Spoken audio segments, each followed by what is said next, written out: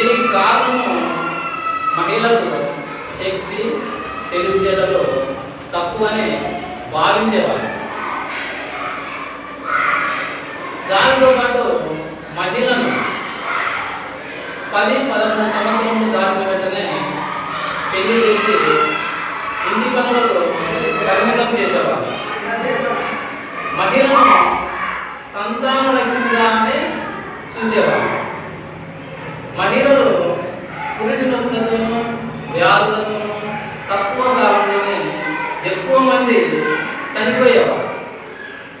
తక్కువ వయసులో పెళ్లి చేయడము, తక్కువ వయసులో చనిపోతుండడం వల్ల వీరికి చదువు ఎందుకు అని భావించేవారు.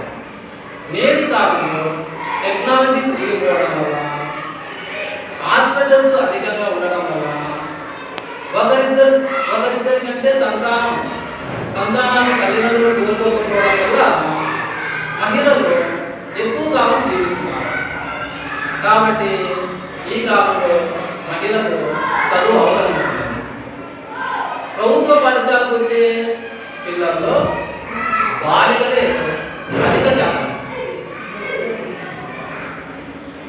రిజల్ట్స్లో కూడా అమ్మాయిలదే అధికం. డిగ్రీలు అయిపోయేంత వరకు పెళ్లిళ్ళు చేసుకోవడం లేదు. ప్రభుత్వ ఉద్యోగాలు సాధించడంలో పురుషులతో సమానంగా పోటీ పడుతున్నారు. ప్రభుత్వ ఉద్యోగాలతో పాటు చాలా విషయాలలో మహిళలకు రిజర్వేషన్లు ఉన్నాయి. కాబట్టి ప్రభుత్వ ప్రైవేట్ ఉద్యోగాల్లో చాలామంది స్థిరపడిపోయారు. చాలామంది మహిళలు ఆటలు, సినిమాలు, వ్యాపారాలు, రాజకీయాల్లో కూడా పురుషులతో సమానంగా రాణిస్తున్నారు. సృజనాత్మకతను ప్రదర్శించి సైంటిస్టులుగా రాణించడంతో పాటు అంతరిక్ష యాత్రలు కూడా వెళ్తున్నారు. ముఖ్యంగా చెప్పుకోవాల్సిన విషయం ఏంటంటే, కుటుంబంలో ఆర్థికవేత్తగా మారి కుటుంబానికి వెన్నెముకగా తయారవుతున్నారు. కుటుంబంలో చాలా విషయాలలో పెద్దలను చెలాయిస్తున్నారు. ఇప్పుడు మహిళ సబల అనడానికి పై కారణాలని చెప్పుకోవచ్చు. దీనికందరికీ కారణం ఏంటంటే, ఈ కాలంలో మహిళలు చదువుకోవడం వల్లనే. కానీ ఇవన్నీ చెప్పుకున్నప్పటికీ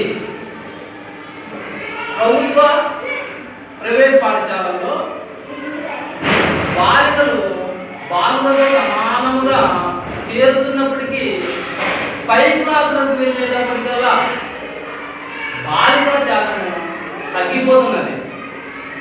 కాబట్టి బాలికలు పై చదువులు పూర్తి చేసేంత వరకు వారిని బడికి పంపి వారి భవిష్యత్తుకు బాటలు వేద్దాం.